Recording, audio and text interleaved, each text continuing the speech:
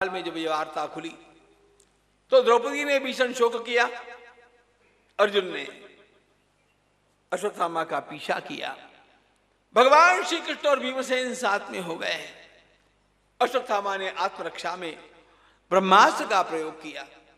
अर्जुन ने ब्रह्मास्त्र का उत्तर ब्रह्मास्त्र से दिया, लेकिन ऋषियों ने और भगवान श्री कृष्ण ने भी दोनों से कहा कि अरे, आप अपने आपसी बैर के कारण सारे संसार को जलाएंगे क्या?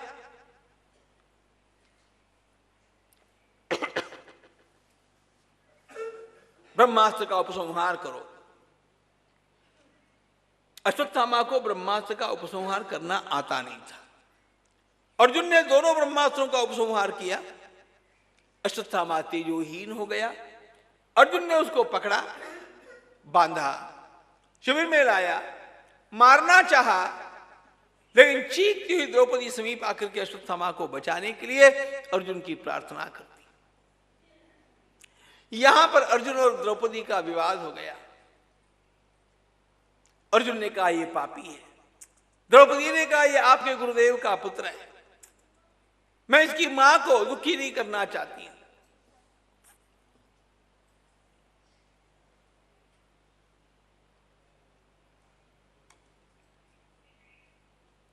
अर्जुन और द्रौपदी का जब यह विवाद हुआ तो अर्जुन ने बड़े भैया से पूछा, धर्मराज से, कि भैया बात क्या है? यह द्रौपदी मुझे कहती है कि इस पापी को मारना अधर्म है।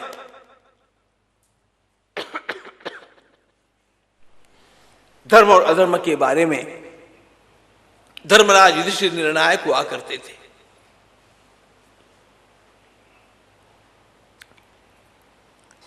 उन्होंने कहा, अर्जुन, धर्म का निर्णय सूक्ष्म बुद्धि से किया जाता है, स्थूल बुद्धि से नहीं होता। और जहां तक ये बात है, द्रौपदी की बात सही। धर्मराज ने द्रौपदी की ओर से निर्णय दिया।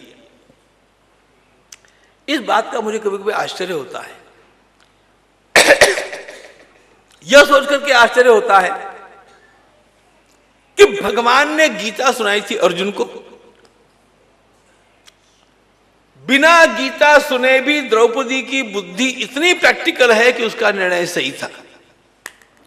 और गीता सुनकर के भी अर्जुन सही निर्णय नहीं कर पाया। इसका एक अर्थ है, भाई, हमारे देश में धर्म का ज्ञान है ना, आप लोग क्षमा करना, पुरुषों को जितना होता है उससे अधिक हमारी माता बहनों को होता है।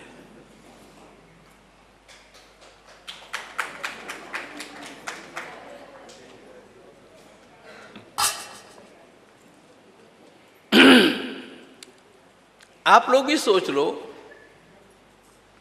कभी कुछ करना हो तो पत्नी से पूछना पड़ता है, अटे क्या करेगा, बटे क्या करेगा, और पत्नी गाइड करती है।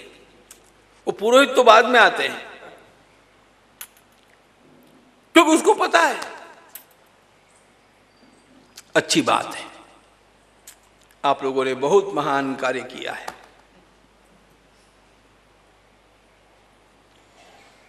धर्मराज ने द्रौपदी का पक्ष लिया। अब ये बात अर्जुन के गले उतरी नहीं। इंडियन हस्बैंड,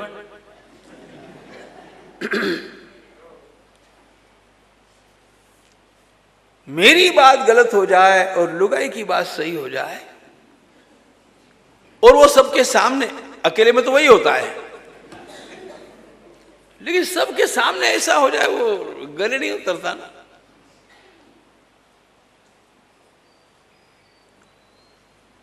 लेकिन अब अर्जुन का पक्ष ले कौन? अर्जुन देख रहे इधर उधर, कोई तो मिले। भगवान श्री कृष्ण दूर खड़े थे वहीं पर, लेकिन नजीक नहीं आए, क्योंकि उनको पता है कि धनी लुगाई के झगड़े में पास में जाना ही नहीं चाहिए। क्योंकि वो तो लड़ उड़ा करके फिर एक हो जाते हैं, ये तीसरा आदमी खारा पड़ता है। इसलिए बुद्धिमान को ऐसे मामलों में पड़ना नहीं चाहिए। भगवान बुद्धिमानों के शिरोमणि, तो वो दूर खड़े हैं। अर्जुन ने आवाज दी, केशव आ, जैसा कि कुछ पता नहीं, ऐसे क्या क्या बात है पार। भगवान आए, अर्जुन ने सारी बात बता दी। तुम बताओ किसकी बात सही है। भगवान ने इधर देखा, उधर देखा, फिर इधर देखा, फिर उधर देखा और कहा, द्रौपदी की बात सही है, लेकिन तुम्हारी बात गलत नहीं है। यह कृष्ण भगवान की स्टाइल है। अर्जुन के ध्यान में आ गया भगवान क्या बोलना चाहते हैं। अर्जुन ने प्रतिज्ञा की थी कि मैं अश्वत्थामा को मारूंगा।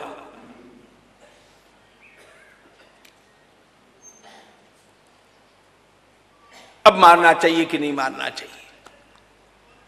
अर्जुन समझ गया अश्वत्थामा का प्राण हरण मुझे नहीं करना चाहिए, उसको जीते जी मारना चाहिए या मार करके भी जीवित रखना चाहिए। अब किसी को जीते जी कैसे मारा जाए या मार करके भी जीवित कैसे रखा जाए, उसके सारे सम्मान का नाश कर दिया जाए लेकिन प्राण का हरण नहीं किया जाए।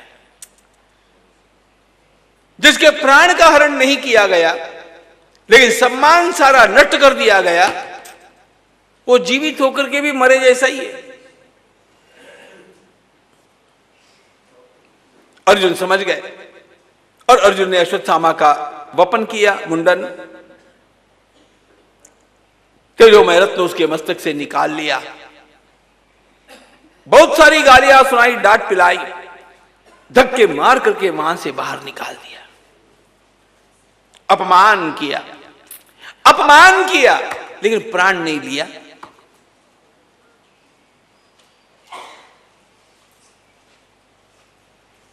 द्रौपदी ने अश्वत्थामा को बचाया। धर्म का पालन करते हुए, धर्म की एक विशेषता ध्यान में रखना, धर्म एव हतो हन्ति धर्मो रक्षति रक्षितः, रक्षितः धर्मः रक्षति। यदि हमने धर्म का पालन समय पर किया तो समय पर धर्म हमारी रक्षा करता है। इसी पापी अश्वत्थामा ने पांडवों के एकमात्र वंश तंतु के ऊपर, अभिमन्यु की पत्नी उत्तरा के गर्भ के ऊपर ब्रह्मास्त्र का प्रयोग किया। उत्तरा तो उसी समय स्वयं दग्ध हो जाती, गर्भ की तो बात ही क्या है, वो तो नष्ट ही लगभग हो गया था। लेकिन धर्म का पालन करने वाली द्रौपदी पांडवों की इस अवस्था को देख करके, उनके ऊपर आए हुए संकट का आभास होकर के भगवान उत्तरा के गर्भ में प्रकट हो जाते हैं अंगुष्ठ मात्र रूप से, और उस गर्भ की रक्षा करते हैं।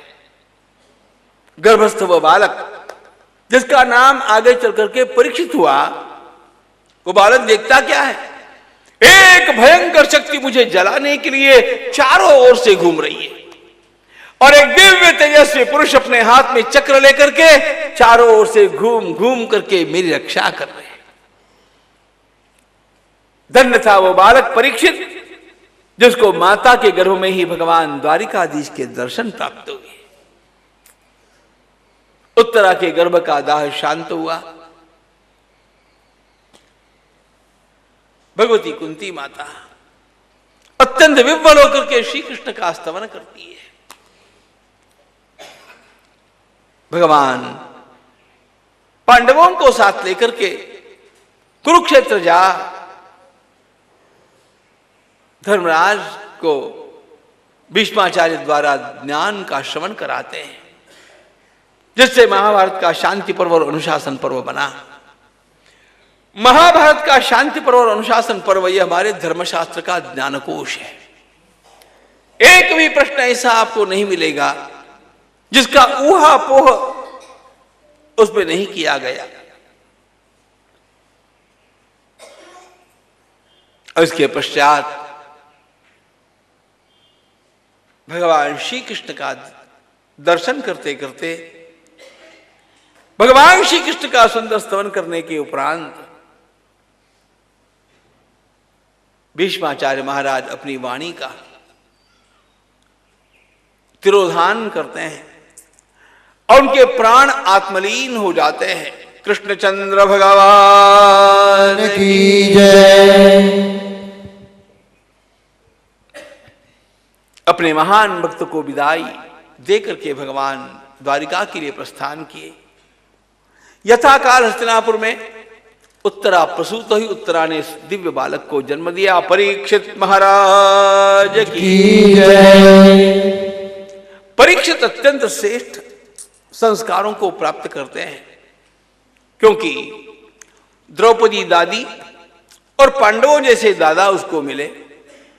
पिता तो उसको थे नहीं, उसके पिताजी का कुरुक्षेत्र के सम्रांगण में ही निधन हो चुका था। दो नाम उनके रखे गए, विष्णुरात और परीक्षित। महात्मा सूत जी महाराज वर्णन करते हैं, परीक्षित जब लगभग 35-36 वर्ष के हुए, भगवान श्री कृष्ण ने लीला का संवरण किया और यादव कुल आपस में लड़कर के समाप्त हो गया। इन सारी बातों को अर्जुन से सुनकर के पांडवों ने हस्तिनापुर का त्याग किया और हिमालय की ओर प्रस्थान करके वे स्वयं स्वर्गारोहण करते हैं। महात्मा सूत जी महाराज वर्णन करते हैं, परीक्षित के राज्य का आरंभ हुआ। परीक्षित की पत्नी का नाम इरावती है। इनके 4 पुत्र होते हैं। बड़े पुत्र का नाम जन्मेजय है। महाराज परीक्षित ने अपनी सारी प्रजा को अत्यंत सुखी किया है। स्वर्गतुल्य सुख उनको दिया, लेकिन बहुत ज्यादा सुख मिलने से भी आदमी का संतुलन ढल जाता है। अपने आप ही प्रजा में पापाचरण की वृद्धि हो गई। प्रजा में कली का आगमन हो रहा है, यह देख करके परीक्षित ने स्वयं इस कली कहते हैं सारे दुर्गुणों के समुच्चय को, इस कली का निर्दालन करने के लिए अश्व पर आरूढ़ होकर के प्रस्थान किया। घूमते घामते कुरजांगल देश के एक वन में उन्हें एक गौ माता और वृषभ का संवाद सुनाई दिया।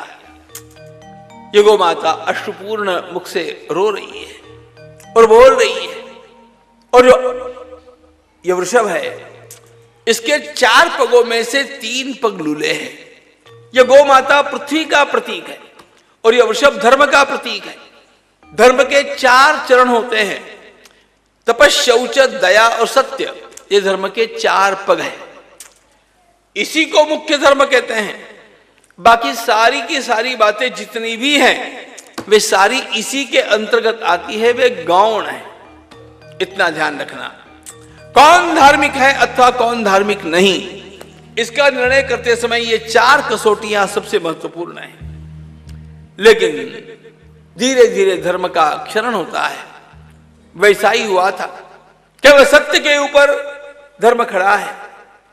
ऐसी अवस्था में वहां पर कलयुग राजवेश धारण करके आता है और गौ माता के ऊपर और इस वृषभ के ऊपर पहले वेद से प्रहार करता है, बाद में अपने पग से प्रहार करता है। जैसे पग से प्रहार करते हुए देखा तो परीक्षित समझ गए कि यही कली है। मेघ गंभीर भाषा समारोपित कार्मुका। गंभीर वाणी से उन्होंने स्वयं धनुष के ऊपर बाण जोड़ते हुए कहा, पापी तुम कौन हो?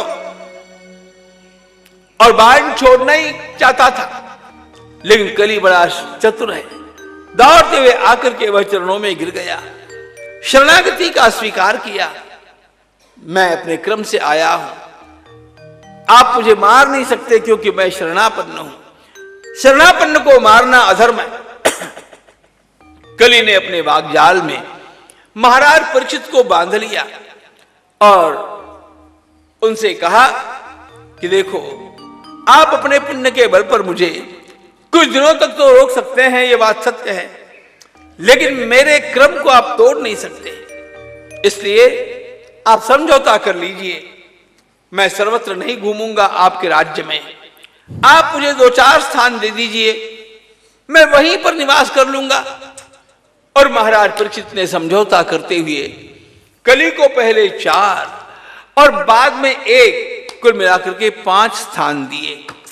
कली के ये 5 स्थान ही जहां कली का निवास है, हमारे जीवन में अनाचार, अत्याचार, झूठ, छल, कपट और वैर ये सब निर्माण करते हैं। कली के ये 5 स्थान कौन से?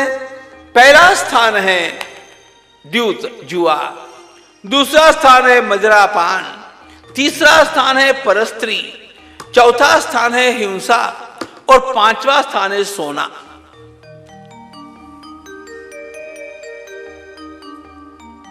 सोना, सोना मतलब स्लीपिंग नहीं, गोल्ड भी नहीं, मुझे यही कहना था।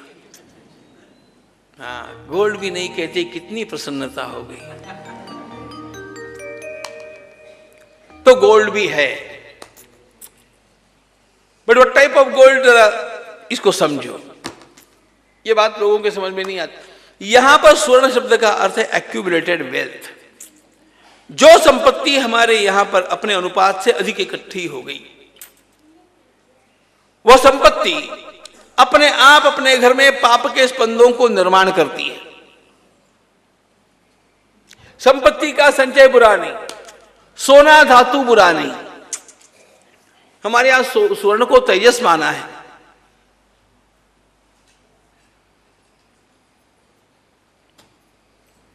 अरे हमारी शुद्धि के लिए जब हम प्रायश्चित्त के स्नान करते हैं, उसमें एक स्नान हिरण्य स्नान है।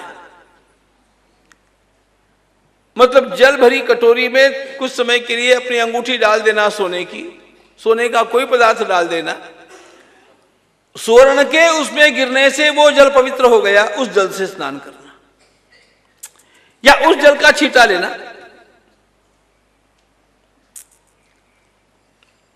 यह पवित्र माना गया। तो स्वर्ण का उल्लेख कैसे हो सकता है? अर्थ करने वालों ने जो कुछ किया ठीक है, लेकिन